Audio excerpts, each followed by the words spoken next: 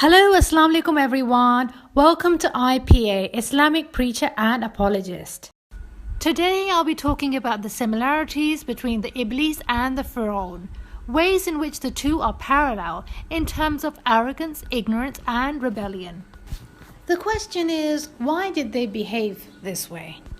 Now, if you're thinking pride, the question is, was it just pride?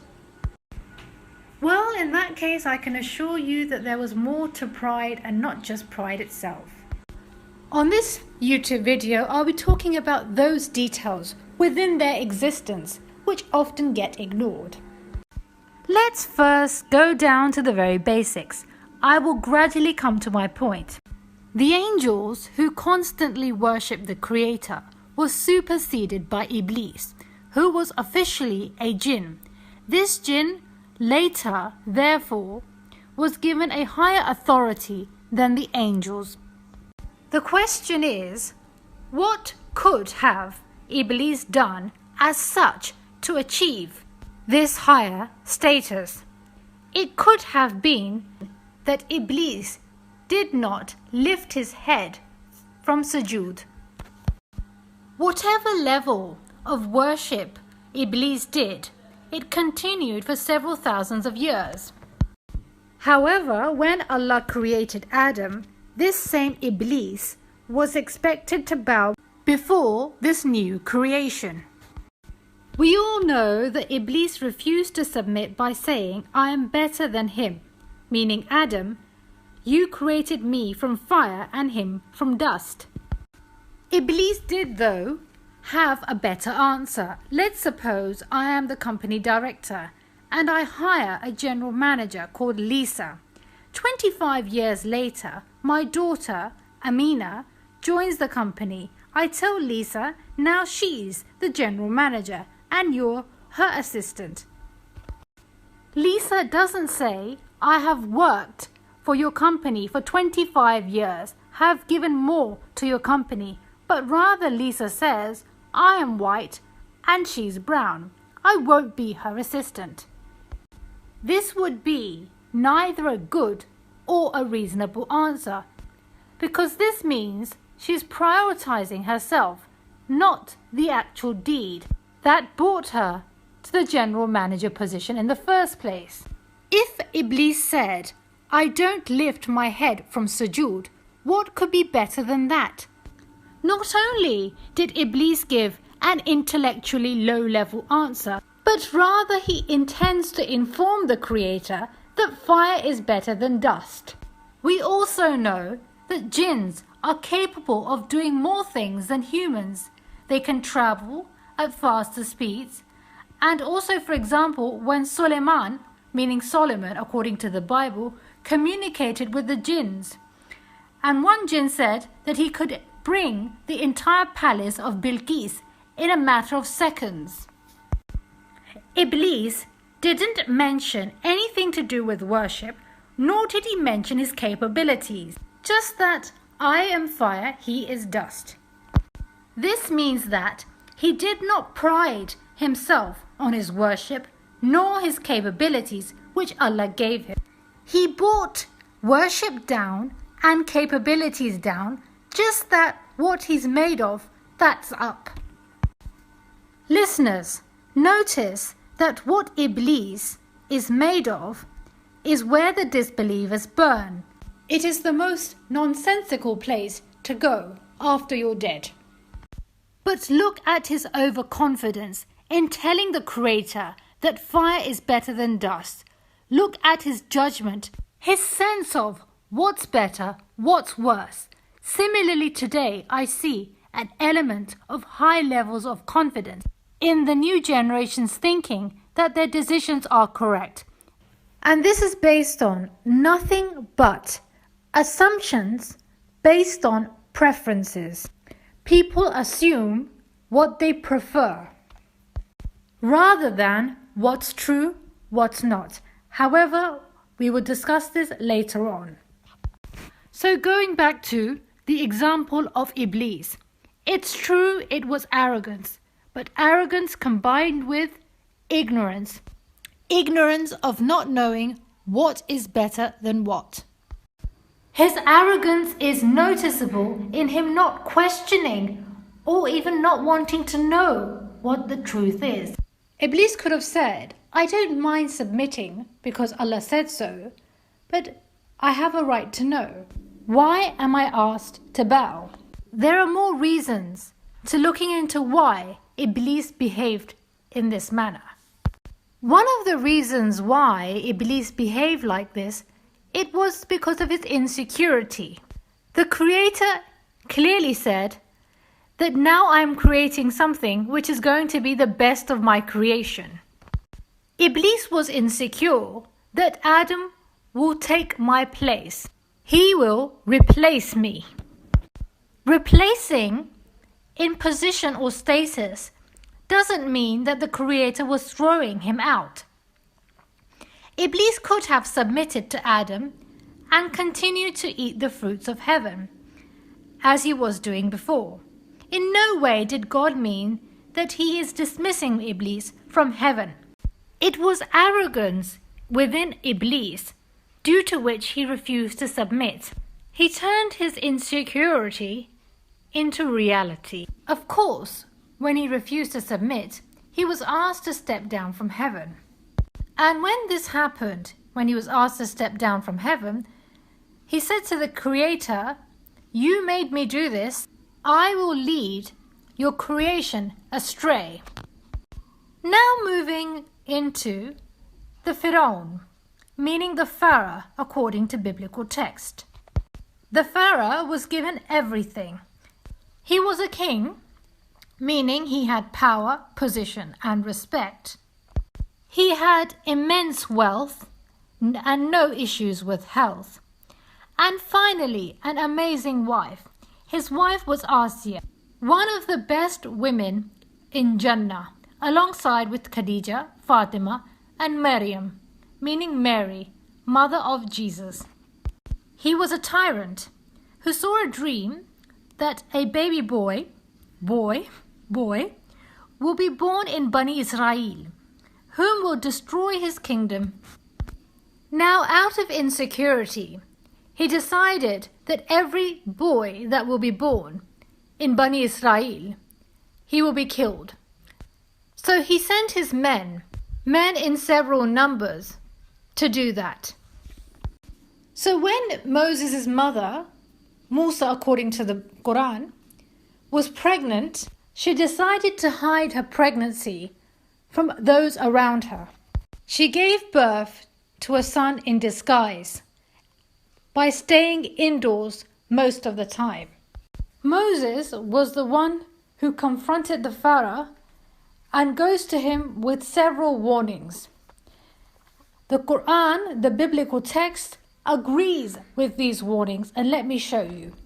Now, these are the 10 plagues. In the Quran, they are considered as 9 signs. Surah, meaning chapter 17, verse 102. And of a truth, we gave Moses 9 manifest signs. So ask then the children of Israel. When he came to them, Pharaoh said to them, I think thee, O Moses, to be a victim of deception. We punished the people of Pharaoh with years of drought and shortness of crops, that they might receive admonition. Surah Al-Araf 130. So we sent plagues on them, wholesale death, locusts, lice, frogs, and blood signs, openly self-explained. But they were steeped in arrogance, a people given to sin. Al-Araf 133. Now I'm going to do a quick scroll down just so that you know that these warnings and signs were also biblical as well. And not only this, but they also mention in a similar manner to the Holy Quran. No living, no tree, no herb. And this one, darkness. However, Pharaoh and his community, whose hearts were blackened, did not believe in his miracles either, and they broke their promise. So basically, during a plague, they were giving false promises and false apologies. Just like how the apostate prophet, during the time of a plague, gave Muslims a false apology. Anyhow, let's get back to the Firon. What happened to him after ignoring the warnings? he drowns in the hands of Moses, making his insecurity into a reality. But if he was not so arrogant, so ignorant, so rebellious, such would not be the consequences. Firon's dead body in itself is an example, and I shall explain. If Firon was buried, then his example would have ended just there. But his preservation is rather a continuous sign. Just like when a disbeliever dies, then he or she suffers a continuous torment. Muslims and Christians both believe that man was made of dust, and to dust it shall return. The Creator did not let Firon return to dust, because Firon did not return to the Creator. Fire is the consequence of anyone who brings themselves up before other things, such as worship and God. Firon used to choke the disbelievers in the fire. The Creator does this too, if you look at Quranic or biblical text. But only God is pride-worthy and authority-worthy. Only Allah is worth these two, and no one else. And now I'm going to show you some parallel verses. Surah 2 verse 35. And remember the time when we said to the angels, submit to Adam, and they all submitted, but Iblis did not. He refused and was too proud, and he was of the disbelievers. Surah 20 verse 57. And we did show him, PHARAOH, our signs, all of them, but he rejected them and refused to believe. Surah 38 verse 76. God said, O Iblis, what hindered thee from submitting to what I created with my two hands? Is it thou art too proud, or art thou really of the exalted ones? Surah 10 verse 76. Then did we send after them Moses and Aaron and PHARAOH and his chiefs with our signs, but they behaved arrogantly, and they were a sinful people. And this is when Iblis becomes Satan. Surah 6 verse 44. Why then, when our punishment came upon them, did they not grow humble, but their hearts were hardened, and Satan made all that they did seem fair to them. Surah 40 verse 38. Similar situation, the PHARAOH. The means of approach to the heavens, so that I may have a look at the God of Moses. And I surely think him to be a liar. And thus the evil of his doing was made to look fair in the eyes of PHARAOH. And he was turned away from the right path, and the design of PHARAOH ended in nothing but ruin. The final verse that I'm showing is quite interesting, is because it's indicative is when you're buying into falsehood, your heart becomes hardened, and then is not capable of distinguishing what is right and what is wrong. I see Islam and Muslims constantly bashed by the media and the critics of Islam. There is a reason behind all of this, and watch this. Suddenly, Islam is growing rapidly. Therefore, God must be supporting this religion, must be showing the world that this is the truth. So that's one problem. That's one problem. But there's a second problem, namely that we know exactly why Islam is growing rapidly. And that I think it's somewhere in the 2050s when Islam and Christianity are going to be neck and neck, where Islam is going to catch up with Christianity. The same Pew Research studies that argue that Islam is growing rapidly, they say why Islam is growing rapidly. And they say Islam is growing rapidly primarily due to high birth rates among Muslims. All this is mental insecurity. He made a statement that Islam will compete with Christianity. He then said that although Islam is the fastest growing religion in the world, it doesn't necessarily mean that it's good. It's primarily because Muslim births outnumber Christian births. That this religion, being good or being admired, doesn't play any part.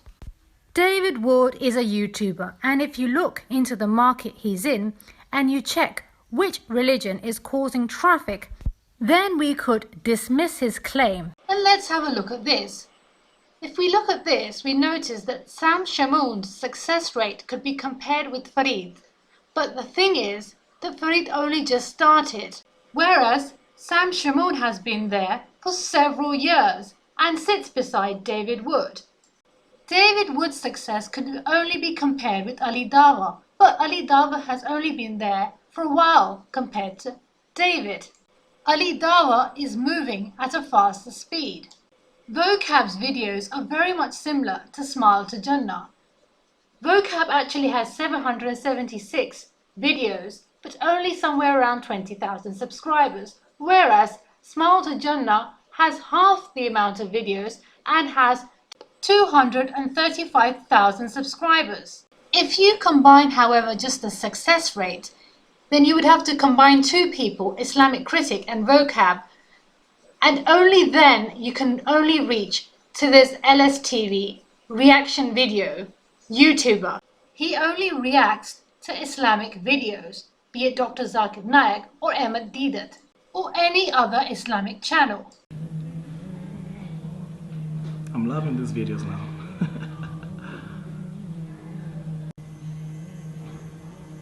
يا نفس إن لم تظفري لا تنزعي.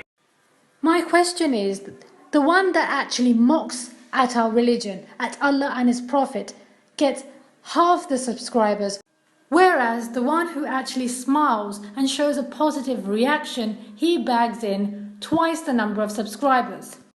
True success is individual based. Some people get success by leaning on someone's shoulder, but whose shoulder is he leaning on? A reaction video is the easiest thing anyone can do on YouTube. But look at the success difference. The result of speaking the truth and the result of lying, humiliating and mocking. The reaction video YouTuber has lesser videos and his efforts are also less. But look at the difference. If you thought Merciful Servant had the largest amount of Muslim subscribers, then look at Islamic Teacher Official. It has 5.2 million subscribers. Merciful Servant, 3.12 million subscribers. IRC TV, 2.34 million subscribers. Quran or Hadith, 2.3 million subscribers. Now let's have a look at Dr. Zakir Naik. 1.59 million subscribers. I Love You Allah, 1.25 million subscribers. The Prophet's Path, 1.2 million subscribers.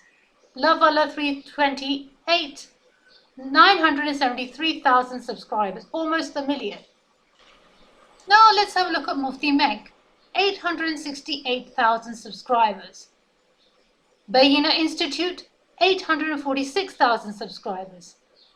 Islamic Guidance, 759,000 subscribers. Ali Dawah, nearly 400,000 subscribers.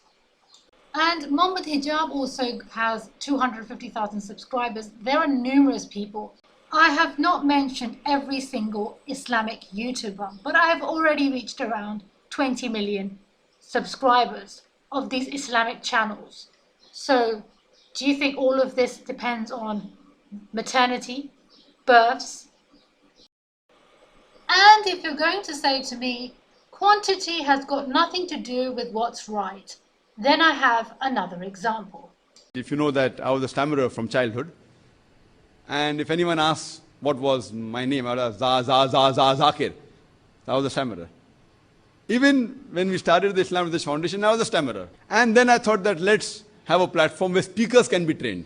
And that's how we got a few of the volunteers and trained, and they started speaking. I wasn't supposed to be a speaker because I was a stammerer. But I realized that when I have to speak on an individual level to the people, my stammering used to vanish. Or rather, with the help of Allah subhanahu wa ta'ala. David Wood has a medical condition too. He's a psychopath. But Dr. Zakir Naik was cured and not David Wood. Why is that? I mean, there are some conditions of being a psychopath, such as lying, cheating and deceiving. Why didn't that stop? I'll give an example of what David Wood actually does. Here's an example.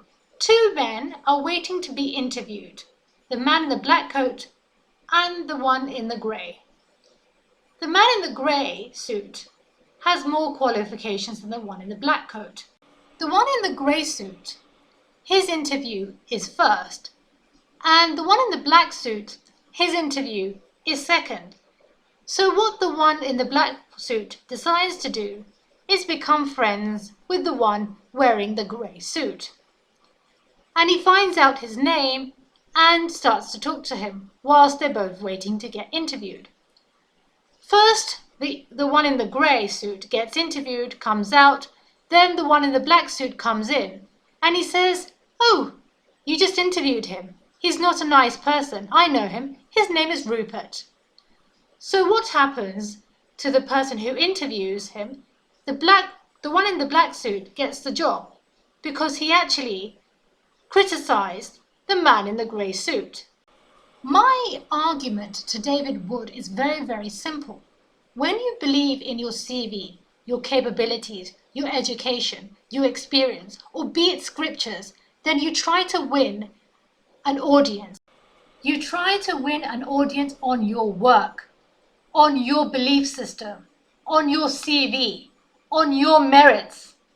And the same goes to my message to all of the critics of Islam. Apostate, David Wood. Apostate is an apostate. He doesn't favor any religion, so he's out of it.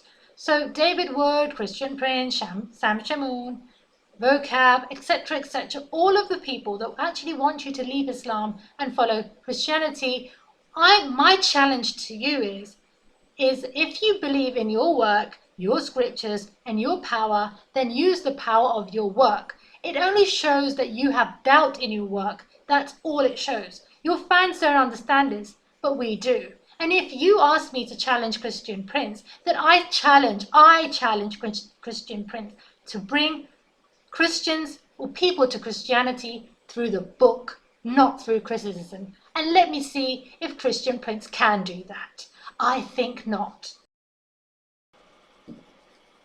Classy people use their power of their book, their CV, etc., their capabilities, but very lowly and cheap people use the power of criticism, which is what you're using. Regarding the false apology of apostate, "Dear Muslims, I'm sorry. David Wood apologizes to all Muslims."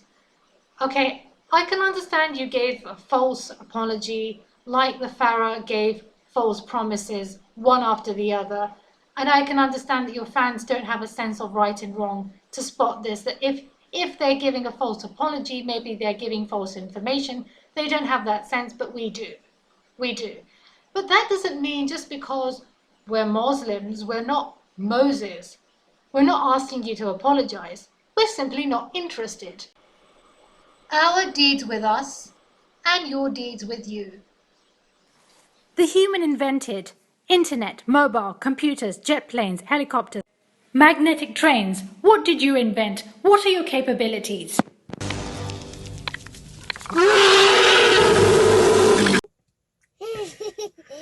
Put your hand away, little boy. Boy. Hope you enjoyed the video. If you like this video, don't forget to give this a big thumbs up and hit the subscribe button. And if you don't like this video, then I'll still see it as a compliment because this was actually a roasting video. Take care and goodbye.